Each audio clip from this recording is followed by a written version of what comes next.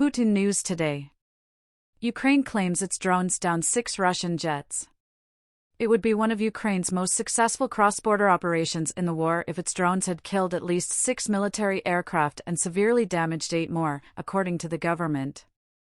The attack in Rostov-on-Don, a city in southern Russia, occurred as the forces loyal to Kyiv intensified their attacks on Russian territory. Footage revealed massive explosions at the military airfield in Morozovsk, which is almost 60 miles from the border. After colliding with what appeared to be a power station, one drone burst into a massive flame. About 20 members of the airfield workers were either killed or injured, according to officials.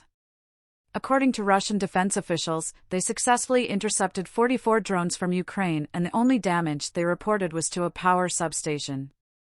According to their claims, Russian bombers have been using Morozovsk airfield to drop guided aerial bombs on cities and frontline positions in Ukraine.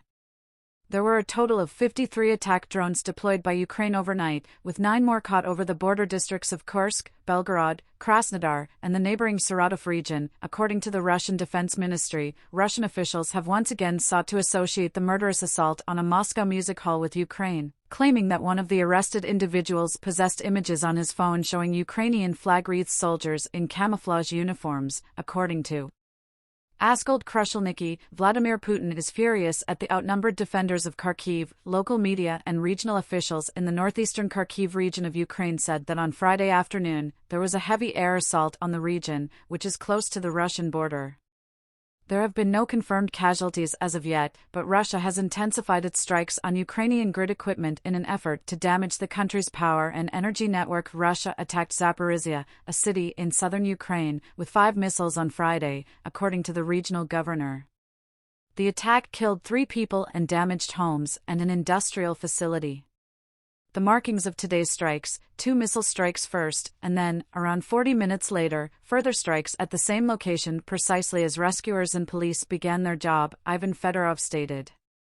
A 9-year-old kid was among the 13 injured. 4 of them were admitted to the hospital in critical condition. The city, located close to the battlefront, has suffered casualties, including 2 journalists.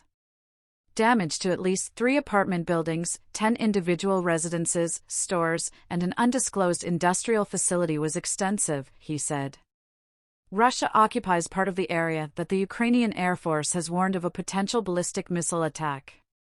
Moscow has lately increased its use of less interceptable ballistic missiles. Russian intelligence provided assistance to the Ukrainian government in planning a missile attack on a Kramatorsk pizzeria last year, leading to the man's life sentence. German newspaper Bild incorrectly stated that NATO Secretary General Jens Stoltenberg had mentioned expulsions of Russians from NATO headquarters, but the alliance clarified on Friday that Stoltenberg had been referring to instances from recent years, not months.